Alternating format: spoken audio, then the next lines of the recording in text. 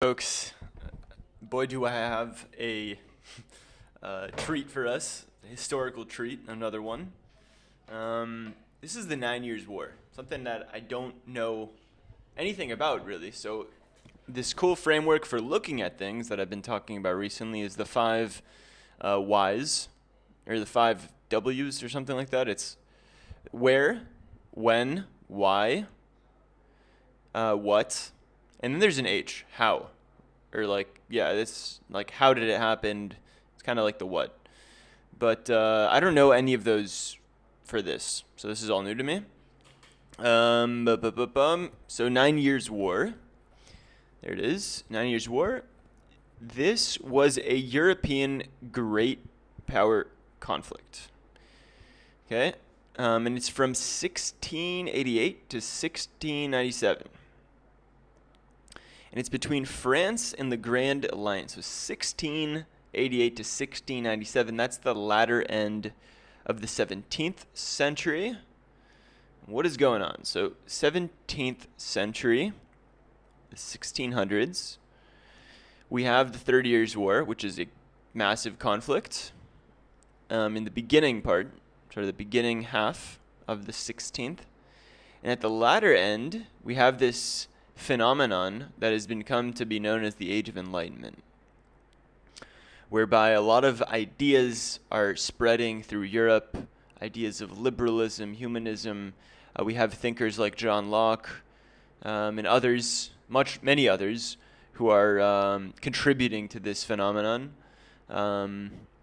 And that's that. We have the Glorious Revolution, which I just did a video about. That happens at the end.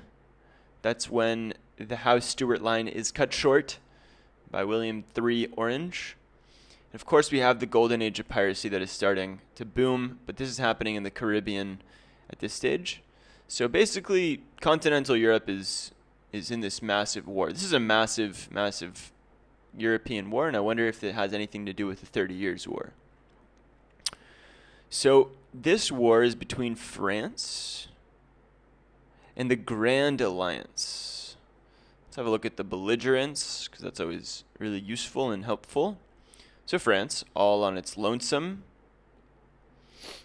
And at the Grand Alliance, we have Dutch Republic, England, Scotland, Holy Roman Empire, Spanish Empire, Savoyard State. Don't know what this is. Don't know too much about that. Know a little bit about this. Not much here. Not much. I just did a video about this. Or I didn't do a video about it, but I've been thinking about it recently. So I know that these two, I'm doing a course right now with Yale, like a Yale online course. And these are the exceptions during this time. France, very much a absolute rule power.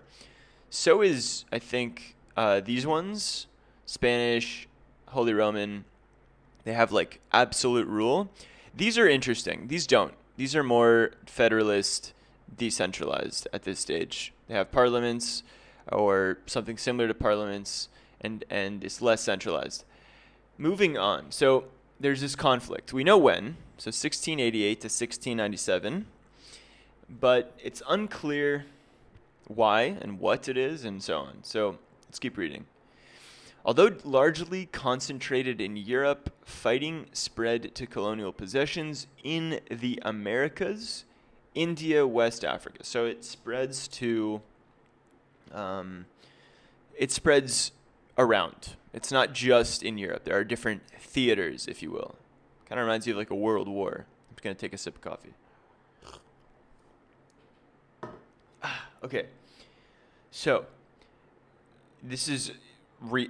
so the where is getting more clear. It's also in Europe, but it's also Americas, India, West Africa. And it's, okay, so it's now we're starting to see why. Or no, these are related conflicts. So related conflicts include the Williamite War in Ireland and King William's War in North America, both of which I don't know what they are. Let's do a hover. William's War, so they're related. Because they're related, I don't need to read them. I'm hoping that's going to explain it later on. If not, we're screwed. Just kidding. Let's keep reading. So, Louis the 14th, and why do I think if I click this, I'm gonna see one of the most epic king poses ever? Oh my lord! Look at this. Look at this, dude. You can't make this stuff up. He's wearing high heels, tights. Unbelievable. We dress so boring these days, honestly. Okay. So I think, by the way, the 14th was like a crazy one. He's the Versailles one. I think he's the Versailles one. He also got beheaded, I think. Was he beheaded? Is it important? No, he wasn't beheaded. I need to read about him. Okay.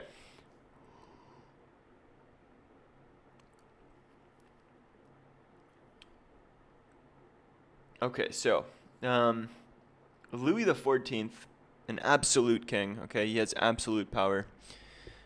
He emerges from the Franco-Dutch War, which I'm not surprised they were fighting. Add that to the reading list. He emerged from the Franco-Dutch War in 1678 as the most powerful monarch in Europe. So it seems like he was victorious. Using a combination of aggression and annexation and quasi-legal means, he then set about extending his gains to strengthen France's frontier, culminating in the 83-84 War of the Reunions. Okay, another war.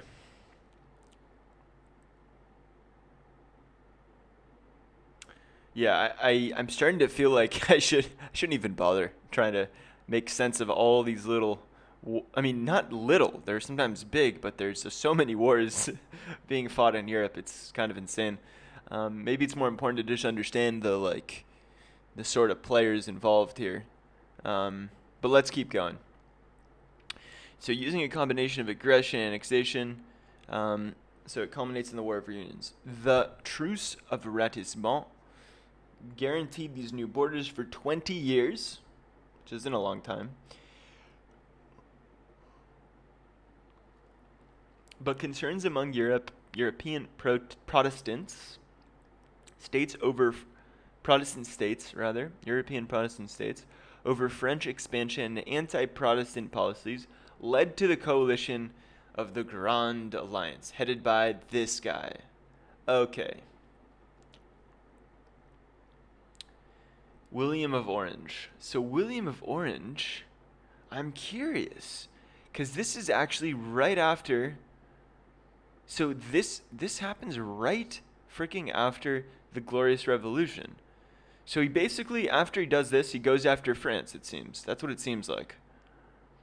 So we know about the Glorious Revolution. That's really spearheaded by him and Holland, whereby Holland has basically successfully invaded England, and now controls it because William is the king. I think the king before, James II/7, is off in exile in France. Aha, this is all starting to become clear now. So in September 88, Louis leads his army across the Rhine. What's the Rhine? It's a river. Where is it exactly? It's this one. Look at this epic river. This is France. This is Germany. So, leads it across the Rhine, I reckon from here, from Germany. Although Germany, we saw on the list that Germany, I think Holy Roman Empire is like de facto, it's Germany. It's the German nation. So, it could be happening from the German side, from Holland. But let's keep reading. See where exactly. So he leads them across the Rhine, we don't know where, to seize additional territories beyond it. This move was designed to extend his influence and pressure the Holy Roman Empire into accepting his territorial and dynastic claims. So Louis starts this war, which seems like a dumb move, but so Louis just was like, the lands beyond the Rhine are mine. Even rhymes. crosses over, and however, Leopold I of Holy Roman Empire. Look at this guy, an epic Habsburg jaw. Is he Habsburg? Yeah, he's House Habsburg. These guys, these Habsburgs are literally the like Targaryens in history. That's how I see them. I don't know why. I just do, because they're intermarrying and they're. Anyways, I'm sure other dynasties are doing this, but because of the Habsburg jaw thing, like I always think of them as just totally mutant. Sometimes they're very fair skinned too, kind of like the Targaryens. Also, like House Stark would be like England. That's what, for some reason, I think they're like House Stark. What would France be? And if we're continuing this Game of Thrones analogy, let me know in the comments what you think they'd be. So, he makes a move. Leopold I, Holy Roman Emperor, German princes supporting the Dutch. They're supporting the Dutch. And I don't think it has to do with religion, because it shouldn't. The Holy Roman Empire should be Catholic. Various Christianity, Lutheranism. Oh, they're not. Why do I think they're Catholic? They're not really Catholics. They're Protestants. Calvinism. Let's see if I look at Protestant.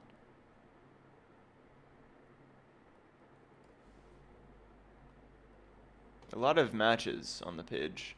Let me know in the comments, like succinctly, if they are, if like what I'm clueless about is yeah, if they're not Catholic, is everything that's not Catholic Protestant? That's what I'm trying to understand. Like a kind of, is Protestant not like a particular one, or is it kind of all of these? These are like protesting Catholicism. That's my question. Okay, going back. So, Leopold I, Holy Roman Empire, and other princes are opposing the French aims, while in 88, the Glorious Revolution, which I just talked about, secures English resources for support of the alliance. Over the next years, fighting focused around... I needed to cut this video a bit short because I had like a 15-minute maximum. So there's going to be a part two. You can just continue to it. And yeah, I hope you guys have a good one. As always, subscribe if you haven't. And if you have and you want to continue support, just leave a meaningful comment, like it, or something like that. Anyways, have a good one. Wiki with me, signing out.